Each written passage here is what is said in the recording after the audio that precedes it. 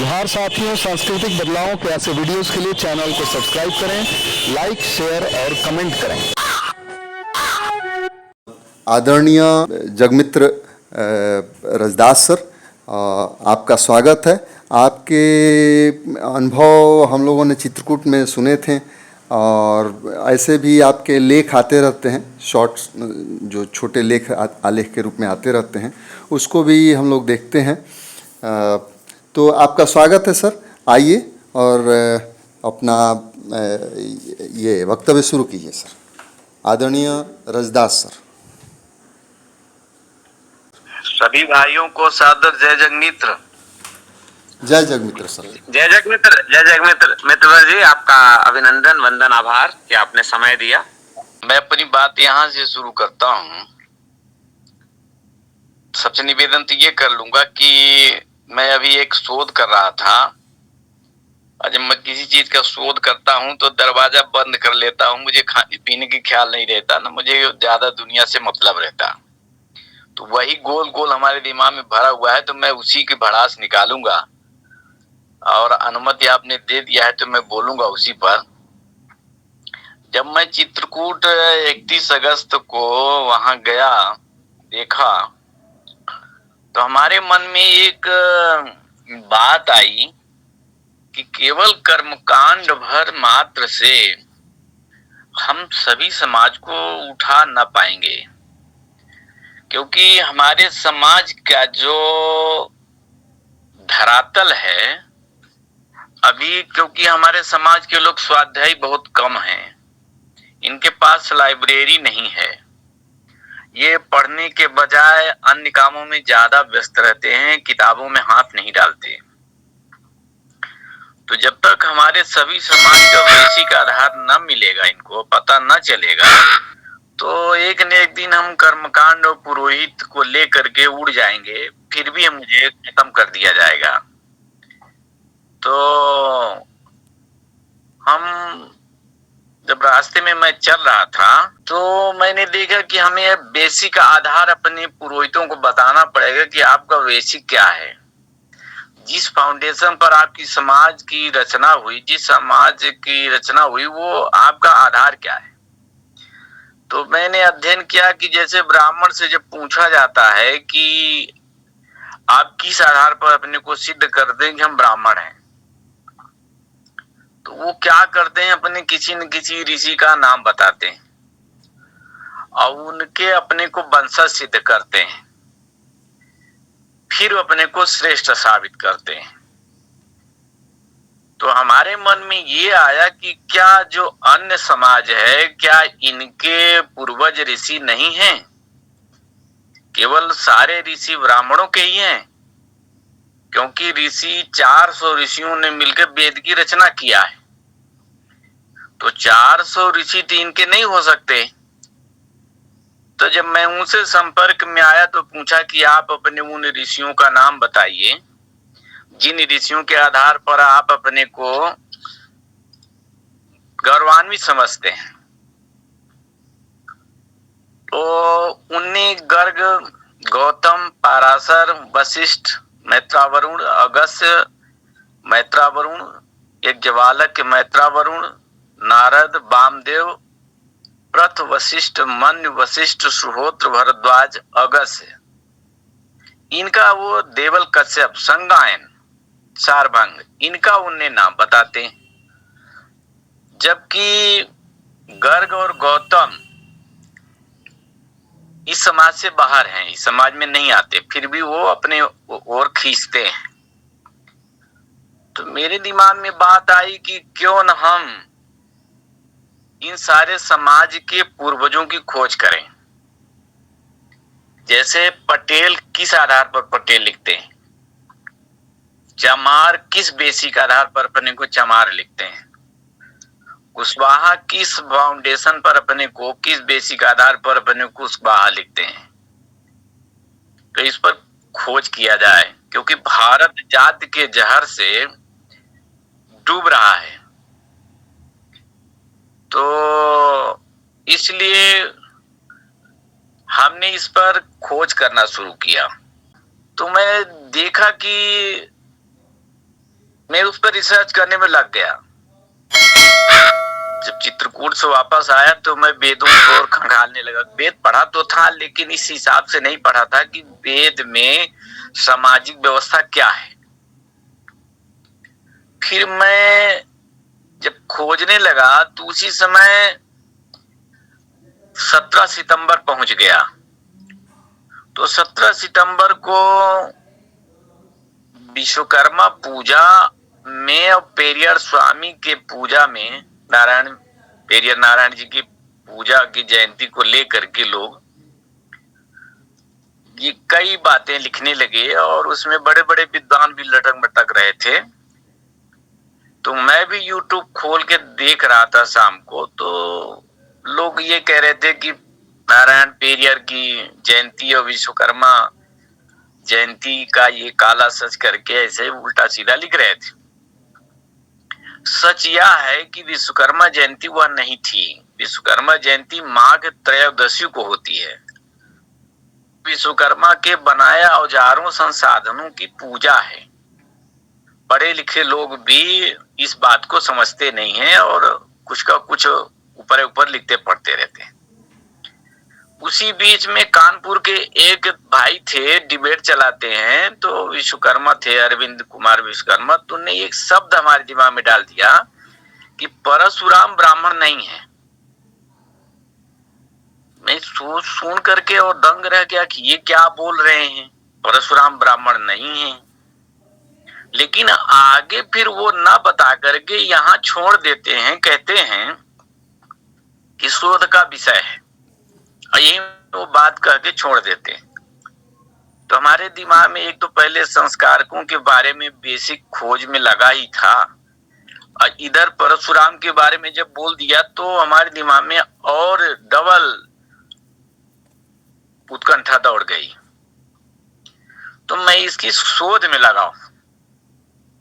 तो वह अपना शोध हम आज से शुरू करूंगा, आपसे निवेदन करूंगा कि किस आधार पर हमने शोध किया है। और पूरा तो नहीं बता पाऊंगा क्योंकि ये करीबन 100-200 पेज की किताब होगी, पूरा ना बता पाऊंगा। लेकिन संक्षिप्त में मैं जाति से चलता हूं।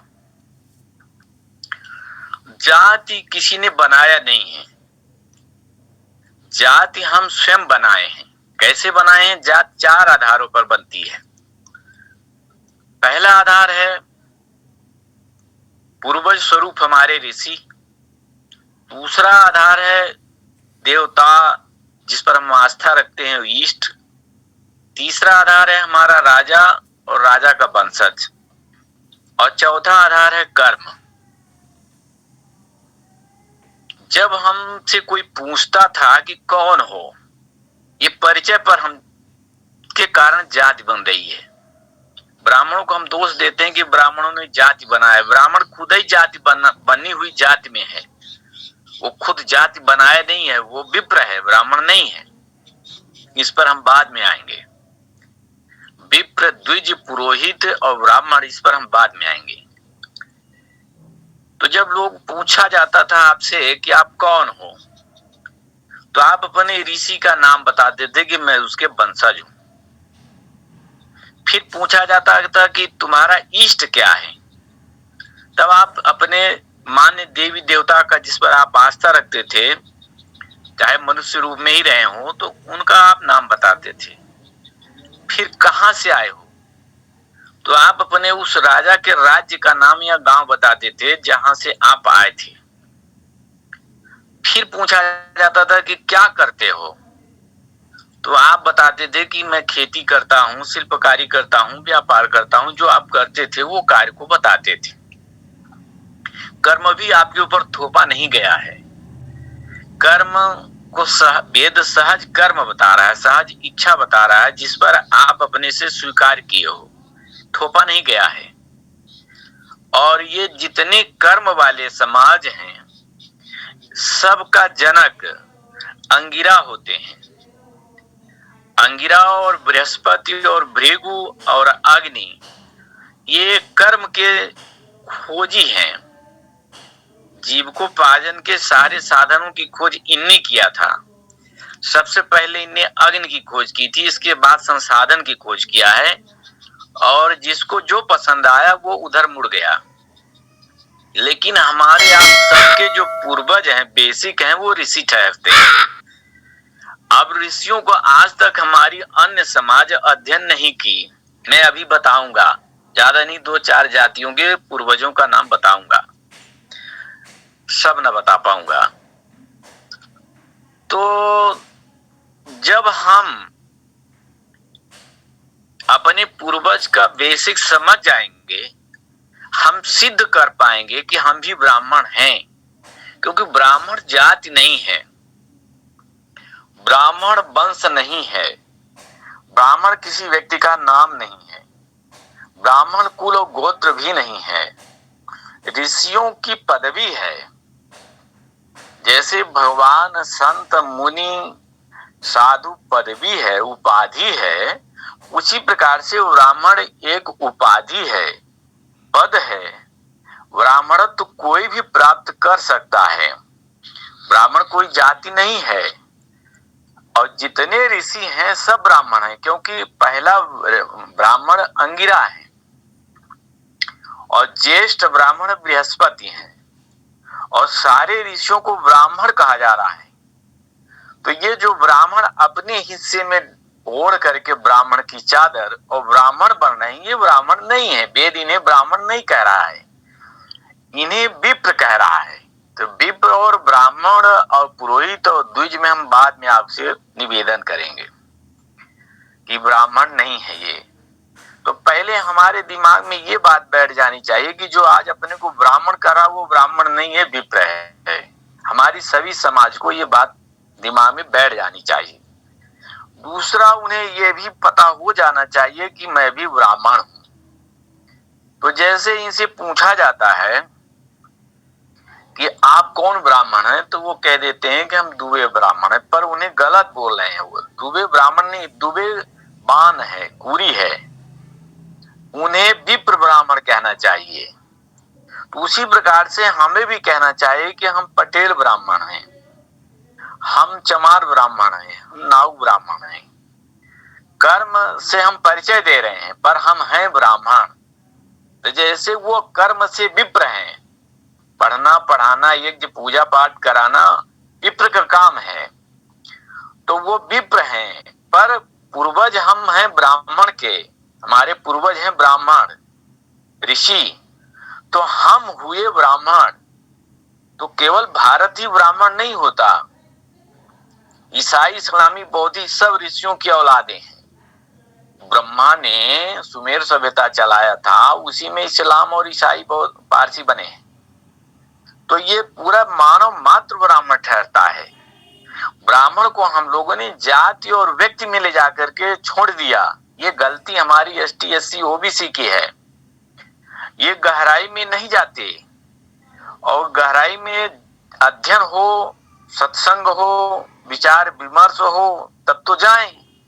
तो पेट प्रजनन से उबर के बाहर आते नहीं हैं। मैं धन्यवाद आप सबको देता हूं कि आप कम से कम ये मिशन चला करके कम से कम विचार विमर्श के लिए रविवार को इकट्ठे हो जाते हैं। मैं जितना धन्यवाद मेरी झोली में है, मैं उतना बड़ा धन्यवाद देना चाहता हूं आप सबको। राष्ट्रीय पुरोहित शोध मिशन को मैं धन्यवाद देना चाहता हूं कि इन सबको आपने इकट्ठा करके एक मंच पर सुनने के लिए बाध्य किया। मैं आपको बार बार धन्यवाद देता हूं, ये भी मेरी ओर से कम है।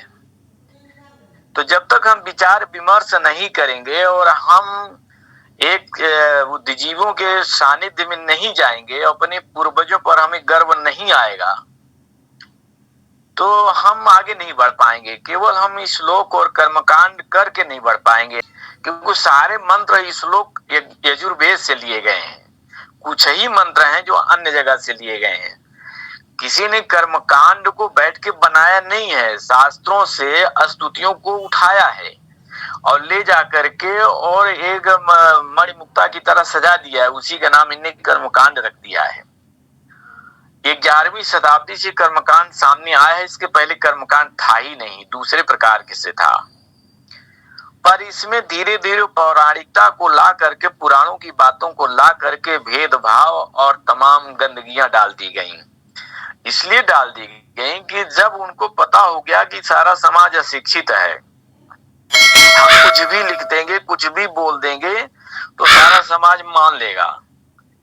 उनको ये नहीं लगा कि आने वाले समाज में भी कभी ऐसी जागरूकता आएगी जो हमारी चादर के नीचे खोल के देखेंगे कि मवाद भरा हुआ है।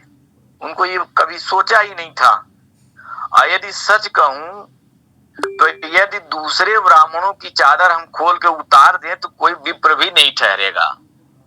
जो ये विप्र बनते हैं तो ये विप्र भी नहीं ठहरेंगे, क्योंकि जिन ऋषियों की ये खाल ओढ़े हुए हैं, ब्राह्मण बने हुए हैं, तो यदि हम उसको उतार के फेंक दें, बाहर कर दें, तो उसके भीतर पता चलेगा ये ब्राह्मण भी नहीं है, विप्र भी नहीं है। इनको छल कपट बहुत आता है। ये इंद्र और विष्णु के अनुयायी हैं, जिन्हें जीवन भर छल और कपट किया है।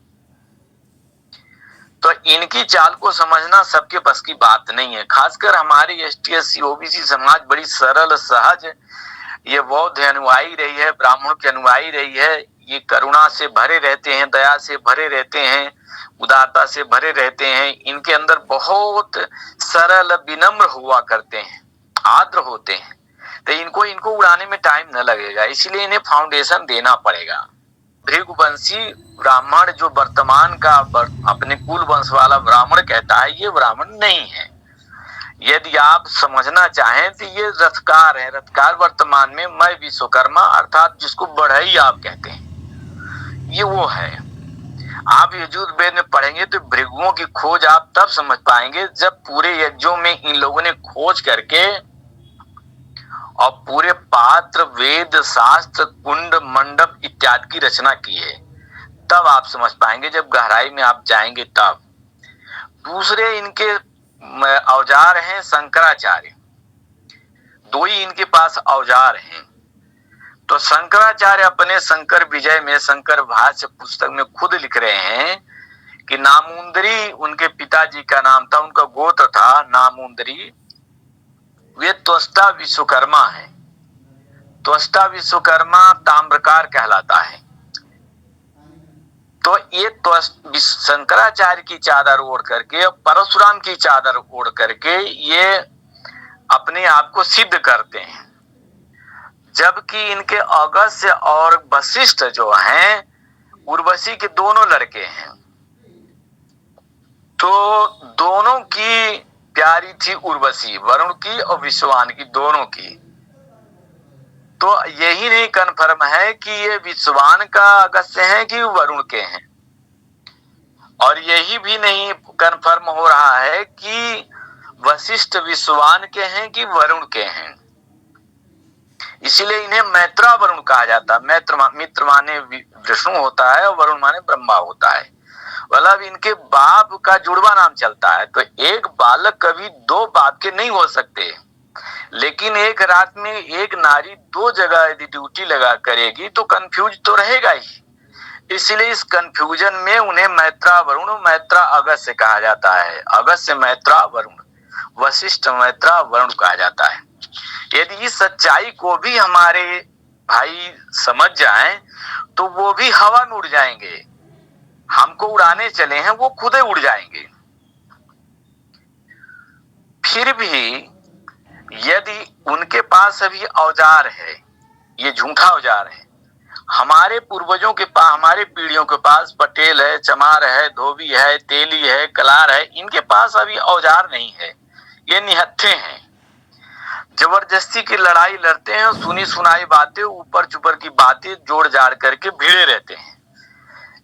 बिना औजार का, बिना संसाधन का आप लड़ोगे तो एक न एक दिन हार जाओगे। तो मेरा मकसद है कि अपने लोगों को औजार से युक्त करना, संसाधन देना, और ढूंढ ढूंढ करके हम इनको, उनके पूर्वजों को, ऋषियों को स्थापित करेंगे। तो मैं इस काम में लगा हुआ हूं। आइए थोड़ा सा आपको निवेदन करता हूं। यादव, 4 जातियों को बताऊंगा, बाकी सबका ना बता पाऊंगा। 4 जातियों में मैं यादव को लेता हूं। यादव दूसरे नंबर पे है। गोपवन अत्रेय, गोमुक्ति, देवता तिथिकर्ण, नहुस मानव, बंधु सुबंधु श्रुत बंधु विप्र बंधु गौपायन लौपायन अयाति नहुत दधीच गौ देवता मति यमायन आयो देवता गप्लाट इला शर्मा रित यद हवन्य उर्वा राजा, जिनने वेद का संग्रह करवाया था। वेद पहले अलग अलग ऋषियों में लिख करके अलमारी में धूल फांक रहे थे, एक एक पन्ने में थे। तो 400 ऋषियों के पन्ने को इकट्ठा करवाया था राजा पुरुरवा ने। आप हमको उनको धन्यवाद देना चाहिए जो आज हम वेद वेद चिल्लाते हैं। यदु इंद्र गोष्ठ आयाति हर्ष बधु शशबंधु बम, ये इतने ऋषि यादव वंश के हैं। आइए गौड़ वंश में आपको निवेदन करता हूं। कपि, कपि माने होता है वानर। अब वानर का संस्कृत में मरकट होता है। अब मरकट का गोंडवाना की बोली में ब्रह्मी लिपि में मरकाम होता है। श्वेत केतु कुपार लिंगो जिसने विवाह पद्धति चलाई थी।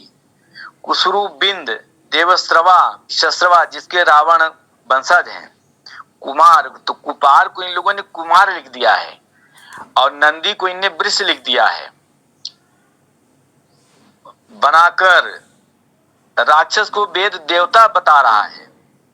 शंभु पाणी असुर लिंगोक्त, लिंगों को लिंगोक्त करके लिख दिए हैं।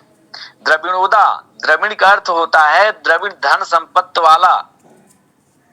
ये द्रविण शब्द जो है, द्रविड़ दानव थे इधर, इनके पास बहुत संपत्ति, इसीलिए इन्हें द्रविड़ कहा गया है। द्रविणोदा रिजिसा पिप्र भृगिया केतु अग्ने अस्कंभ, अस्कंभ को इन लोगों ने शंभु कह दिया है। ये ब्रह्मा विष्णु के पहले पैदा हुए देवता हैं, अंगिरा के समय के हैं। स्कंभ जब वेद नहीं हुआ था। मकराक्ष बलि सुग्रीव हनुमान अंगद पौलस कपर्दी। आइए पटेल का बताता हूं। पहले 2-4 को आपको विश्वास के लिए कि मैं किस काम में लगा हूं, इसलिए मेरी मदद करिए। पटेल जिसको हम कुर्मी कहते हैं। विश्वामित्र गाथिन पाटिल ये दधीच के पुत्र हैं। कौशिक कुशिक गाथी विश्वामित्र कृवि गाथी कौशिक कुवैह सुन सुनासीर पृथुस्वा कानीत पृथुबैन, पृथ्वी जोतने वाले को जो पृथ्वी को चीर फाड़ करके खेती करते थे उन्हें पृथुबैन कहा जाता था। ये कुर्मी समाज में है, पटेल समाज में है।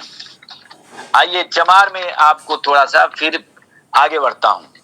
चमार में दिवोदास परुक्षेप प्रसिद्ध अजा सुदास वशिष्ठ चामुरी चामुंड आही संबासुर सुदास पैजवन शौचिक चक्षुमानव चक्षुसौर जातन शेष ये नागवंशी हैं।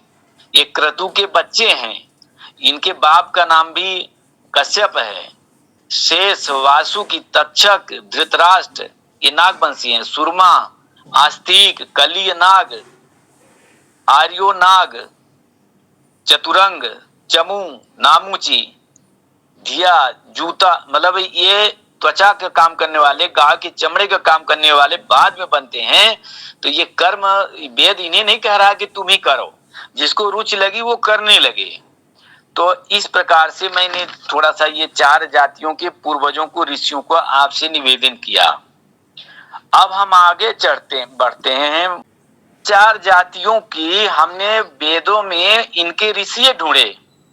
तो आपसे ही मेरा निवेदन है कि ये जब हमारे पूर्वज ऋषि ठहरते हैं तो हम क्या ब्राह्मण नहीं हुए? ये जो ऋषि धर्म है, जिस धर्म में हम लोग पैदा हुए हैं, ये ऋषि धर्म है, अर्थात ब्राह्मण धर्म है। ये विष्णु धर्म राम धर्म नहीं है। इसीलिए हम लोग आज तक कंफ्यूज रहते हैं कि इस धर्म का नाम कभी हिंदू तो कभी सनातन तो कभी कुछ ये कहते रहते हैं। और वेदों के पात्रों को इन लोगों ने चुराया है और पात्रों को चुरा करके इन लोगों ने पुराण बनाया है। और पुराणों में इन लोगों ने गपोड़ा डाल दिया है, कल्पनाएं डाल दिया है। कहीं कुछ ऐसे कल्पनाएं डाल दिया है कि ऐसे गपोड़ा डाल दिया है कि जैसे लगता था कि ये भांग भी पिए थे, पर वो लगता है कि पौवा छटांग भर भांग पिए थे, किलो भर भांग पिए थे। इनको पता ही नहीं था कि आने वाली दुनिया हमारा मवाद ढूंढ लेगी। तो पुराणों में आप मत जाएं, पुराण सब झूठे हैं, पुराणों से आपका कोई वास्ता नहीं। आप वेद तक रहें। वेद जो है पुरानी बोलचाल की भाषा को संस्कृति में व्याकृत कर दिया गया, इसलिए व्याकरण सबके समझ में नहीं आ रहा है। पुरान दूर दूर के ऋषि थे, वो अपनी अपनी बोलचाल की भाषा को संस्कृत व्याकरण में जो उनके समझ में आया तो लिख दिए। जैसे उदाहरण के तौर पर मैं आपसे निवेदन करता हूं, रई। रई का अर्थ वेद में मथानी भी होता है, रई का अर्थ रस्सी भी होता है, रई का अर्थ रार भी होता है, रई का अर्थ रिच का होता है, थोड़ा सा होता है, और रई का अर्थ चुप्पे चुप्पे भी होता है। तो कुल मिलाकर के एक शब्द के अनेक अर्थ निकलते हैं। तो जब तक आप आदिम बोली भाषा को थोड़ा बहुत नहीं समझ पाएंगे तो वेद समझ में नहीं आएगा, क्योंकि वेद में आज तक जितने टीकाकारों ने टीका लिखा है एक शब्द को अनेक अर्थ। तो हमारा निवेदन है इसको पढ़ें। हम नाम जो रखने जा रहे हैं, इस किताब का नाम हम रख रहे हैं वयम ब्राह्मणा, हम ब्राह्मण हैं। तो हम ब्राह्मण की और ऋषियों की और सारे पूर्वजों की हम परिभाषा करेंगे। अब विश्वामित्र की बात मैं यहाँ उठाता हूं। विश्वामित्र क्षत्रिय में है, किसान है, हाथ जोतने वाले हैं, खेती करने वाले हैं। बुद्ध भी खेतीहर घर में पैदा हुए थे। अब विश्वामित्र ने गायत्री मंत्र के दृष्टा कहे जाते हैं, और गायत्री मंत्र ही नहीं, गायत्री छंद में उनने ढेरों ऋचाएं लिखी हैं, और वो बहुत बड़े ब्रह्मर्षि हैं। उस ऋचा को आप दोहरा करके गायत्री मंत्र, गायत्री यज्ञ, जनेऊ में उसको लाद करके और आप ब्राह्मण बन जाते हो। और विश्वामित्र के हम वंशज हैं, हम रक्त हैं, तो हम रक्त हैं तो हम ब्राह्मण नहीं हुए। और उनके बताए और मैं अछूत शूद्र असभ्य रह गया। तो विश्वामित्र जैसे धनुर्धर और विश्वामित्र जैसे शस्त्र ज्ञान ऋचिक से लिया था, और ऋचिक जीजा हैं। गाधी के बेटी सत्यवती ऋचिक को ब्याही गई थी। तो ऋचिक का वहां से जो विद्या पाया था विश्वामित्र ने, आज तक दुनिया में ऐसा कोई वेद में प्रमाण नहीं मिलता कि विश्वामित्र के बराबर कोई शास्त्र में, मंत्र विद्या में कोई पारंगत हो। ऐसे ऐसे औजार चलाते थे, ऐसे ऐसे कि जो जादू की तरह जाते थे, छू मंत्र की तरह चलते थे। पाटिल ऋषि दधीज के वंशज हैं। तो पाटिल जिन्हें अपने नमक लगाकर गाय को हड्डियां चटा करके दान कर दिया वृत्तासुर को मारने के लिए, इंद्र को का लड़का है, इंद्र ने धोखे में मारा। इसका लड़का पाटिल के वंशज अछूत अपावन निंदनीय है। नहीं, गर्व करिए, लड़ना नहीं है आपको, खूना खच्चर मैं नहीं सिखा रहा हूं। आप गर्व करिए और अपना बेसिक लेके सब कोई चलिए। हम सब ब्राह्मण हैं, बस कर्म से हम अपना परिचय अलग कर लिए हैं। तो दूसरा हम इसका पाठ बनाएंगे, वयम अपि ब्राह्मण, हम भी ब्राह्मण हैं। कैसे? जितने जातियां हैं और जितने पूर्वज आ रहे हैं ऋषि, उस अध्याय में मैं डालूंगा वयम अपि ब्राह्मणा। चाहे वो चमार हो, चाहे पटेल हो, चाहे विश्वकर्मा हो, चाहे लोहार हो, चाहे धोबी हो, चाहे नाई हो, वह भी ब्राह्मण है। वो गर्व से कहे बोले कि मैं भी ब्राह्मण हूं। कौन से ब्राह्मण हो? धोबी ब्राह्मण। अगला अध्याय हम इसमें दे रहे हैं आपको, वयम सर्वे ब्राह्मणा अस्मि, हम सब ब्राह्मण हैं। यहाँ हम आपको हिंदू विचारधारा के बाहर के जो इस्लाम, ईसाई, बौद्ध, जैन, पारसी हैं, इनके मूल ऋषियों को लेके पटकेंगे इनको, और इनसे भी बुलवाएंगे, तुम भी बोलो हम ब्राह्मण हैं। तुम इला के वंशज इलाही हो, मुसलमान हो, तुम सुमेर सभ्यता मानने वाले अयहूदी हो, और अयहूदी के अयहूदा से तुम चले हो, और अयहूदी से ईसाई इस्लाम बनता है। तो तुम भी ब्राह्मण हो, बाद में तुम ये सब हो रहे हो। अंत में हम एक अध्याय और आपको देंगे, मानवा एवं ब्राह्मणा, हम सब मानव ही ब्राह्मण है। क्यों? ब्रह्म हमारी आत्मा है, अयन हमारा तन घर है, हमारा तन ही ब्राह्मण है, क्योंकि ब्रह्म हमारे भीतर है। तो जो ब्रह्म के बारे में जानता है वो ब्राह्मण है। तो हम आत्मविज्ञान मेरे पास है, आत्मज्ञान मेरे पास है, आत्म दर्शन मेरे पास है, तो मैं क्यों नहीं ब्राह्मण? तो इस प्रकार से मैं इस रिसर्च में लगा हूं और आप सबका स्नेह पाकर के मुझे बड़ी खुशी होती है। लेकिन वेद के जो टीकाकार हैं, पहले जो टीकाकार हुए थे आचार्य महीधर और आचार्य सायण, ये दो के टीका और मैक्स मूलर, इनके टीकाएं कुछ ठीक हैं। लेकिन वर्तमान की जो टीकाएं हुई आचार्य जमनलाल गौतम ने किया और आचार्य श्री राम शर्मा ने किया, तो इसमें मिलावट मेरे समझ में आती है। आचार्य श्री राम शर्मा ने इसका, हमारे ख्याल से, मैं ये शब्द कहने में कोताही नहीं करूंगा, बुरा ना लगे आप लोगों को, उनने किसी दूसरे की ड्यूटी लगाया था कि तुम इसका भाष्य कर दो, और वो सरसरी निगाह से बाज भर कर रहे थे, और जिसने इनका अर्थ निकाला है वो कोई दूसरा था जो एक पक्ष की ओर पूरा टीका ले गया है। तो मैं यहाँ पर एक उदाहरण आपको देता हूं। जैसे वर्ण शब्द कहीं नहीं है, वर्ग में वर्ण शब्द कहीं नहीं है, केवल वर्ण रंग में आता है। परिय वर्ण, रक्त वर्ण, हरित वर्ण मतलब हरा रंग, सफेद रंग, लाल रंग, ये शब्द मिल रहे हैं। लेकिन ये वर्ण जब आता है तो चार वर्ण वेद में नहीं आ रहा है। वर्ण शब्द है ही नहीं वेद में समाज के बारे में, लेकिन ये जबरदस्ती घुसेड़ रहे हैं और ये टीकाकार घुसेड़ रहे हैं। और दूसरा एक शब्द आपके उदाहरण के तौर समझाता हूं, पंचजना शब्द आता है।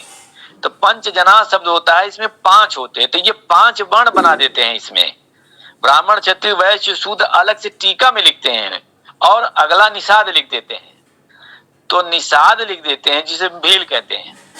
तो निषाद लिख के ये 5 बना देते हैं। तो कहीं 4 वर्ण, कहीं 5 वर्ण लिखते हैं। तो पंचजना माने 5 वर्ण नहीं होता, ये गलत शब्द है।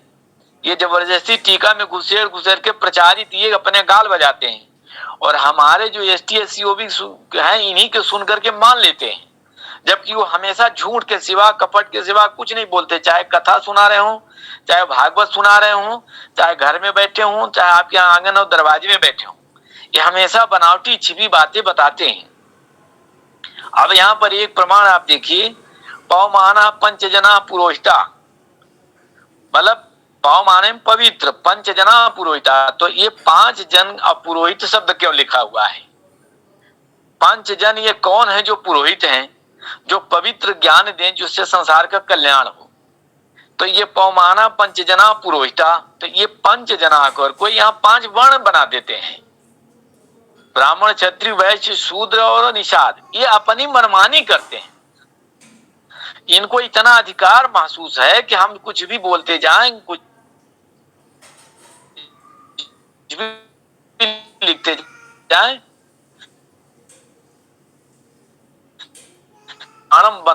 चिल्लाते रहते हैं। और हमारे जो तेली चमक ये मान की, तो यहाँ तक यदि हम समाज को घसीट के नहीं पढ़े लेते हैं, ये जो कह रहे हैं सही कह रहे हैं, रहेंगे, और हमारे भाई हम ही से टकरा जाएंगे क्योंकि जानते नहीं है।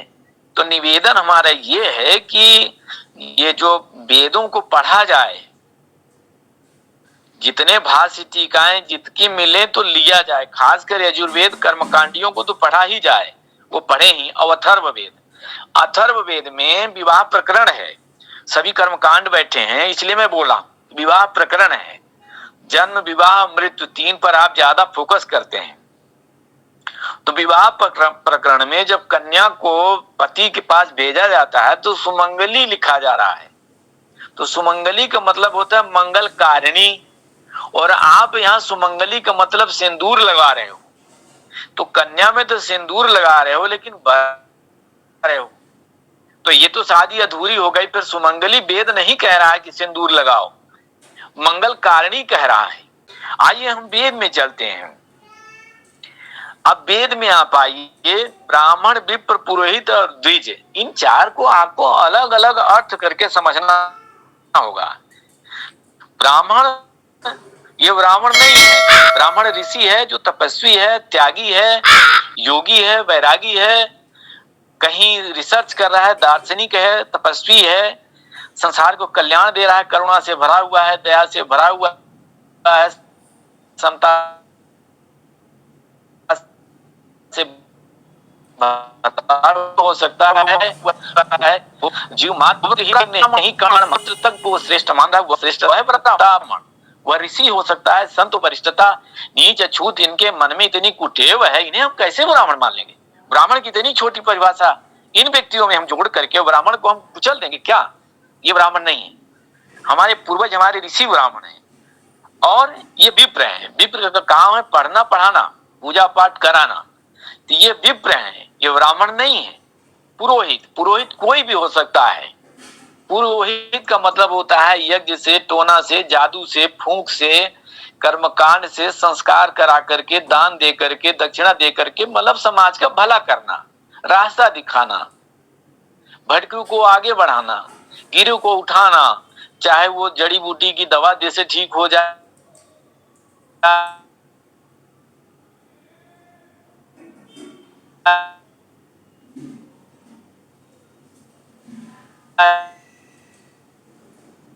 चाहे मंत्र झाड़ देने से ठीक हो जाए, चाहे भूत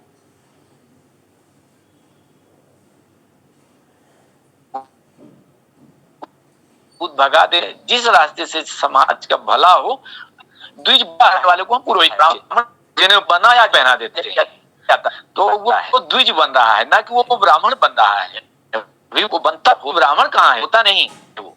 तो कार्य बन के जो चलना होगा और समझना होगा, ऐसे में काम नहीं चलेगा।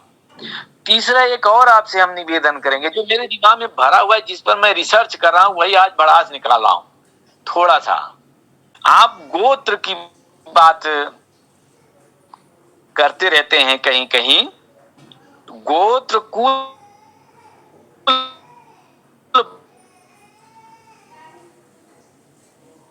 वंश और बान।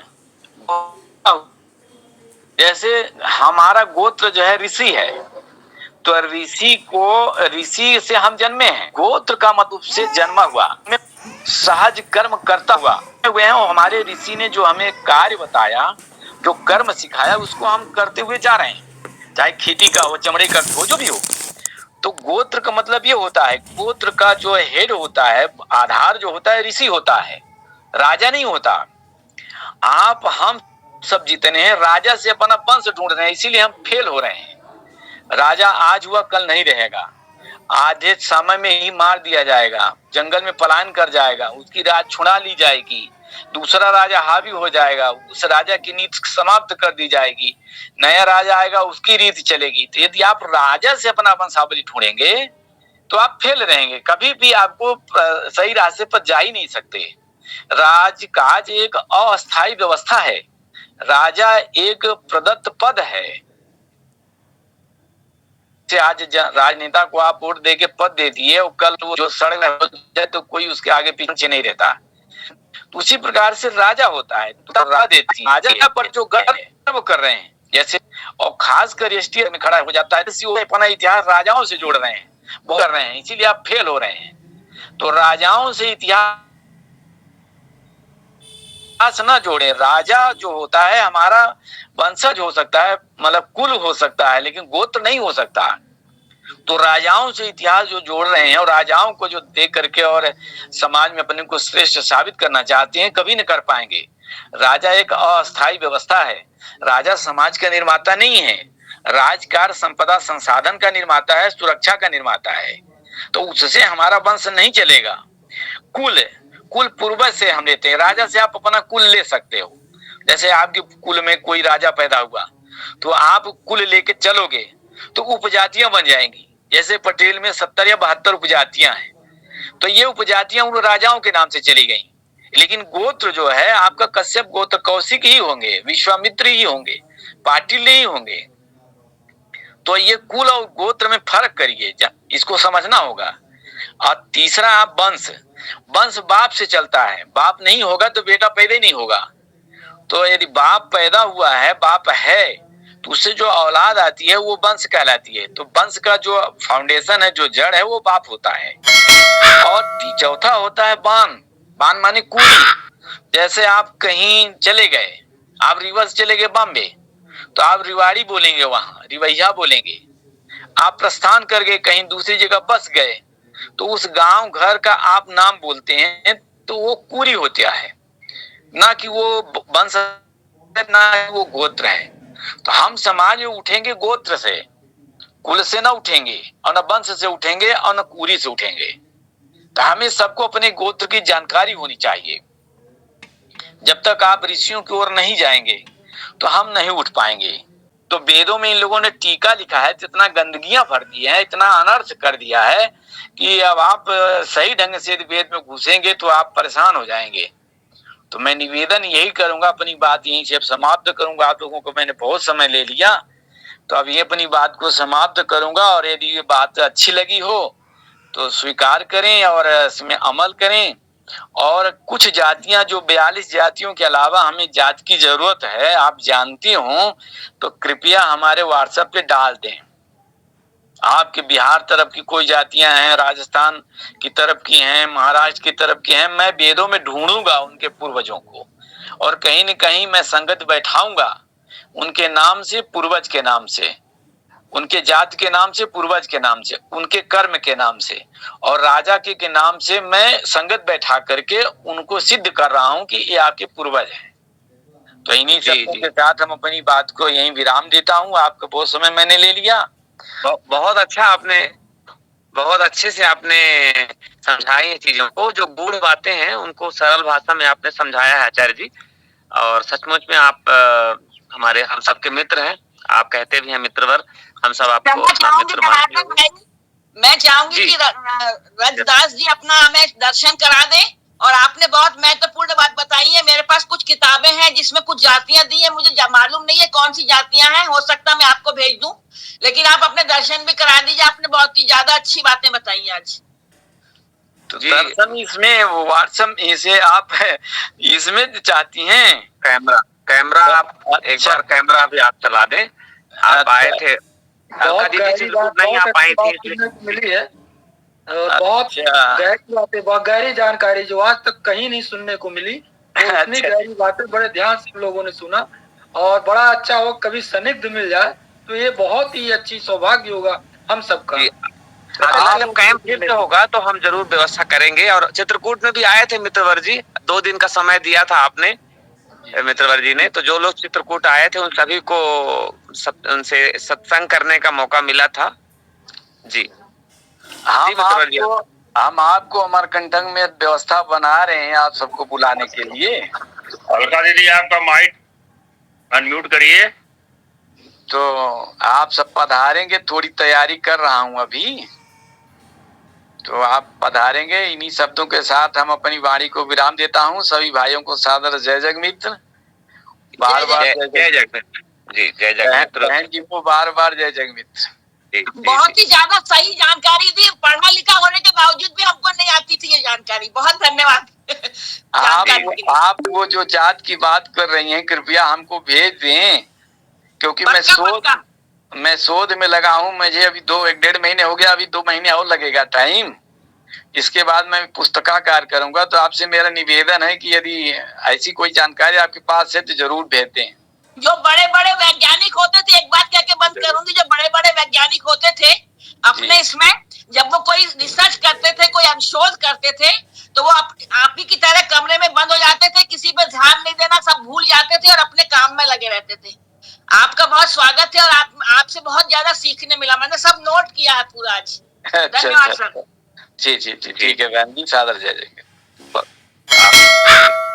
बहुत बहुत धन्यवाद मित्रवर जी, एक बार पुनः पूरे मिशन की तरफ से।